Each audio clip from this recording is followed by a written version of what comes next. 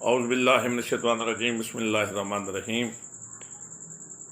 मोमिनीन कराम, आज एक सवाल आया है कि किन चीज़ों पर सजदा करना जायज़ है या सही है।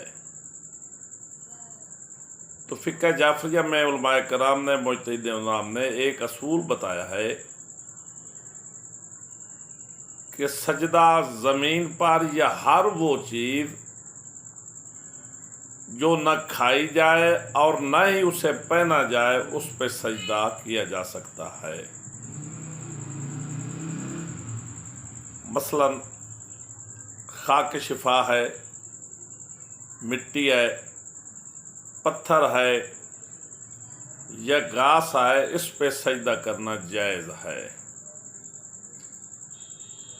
अब एक ये भी सवाल पैदा होता है कि बंदा सजदे का अगर सामने पड़ा है, हवा की वजह से या पसीने की वजह से वो चपक गया है या आपको नज़र नहीं आ रहा, अब नमाज आपकी शुरू है, तो मजबूरी की हालत में आप किस तरह सजदा कर सकते हैं।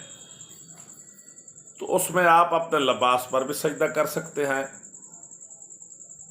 और आप हाथ की हथेलियों को उल्टा करके, मजबूरी की हालत में, ये याद रखा जाए, मजबूरी की हालत में आप उन पर भी सजदा करके नमाज को मुकम्मल कर सकते हैं।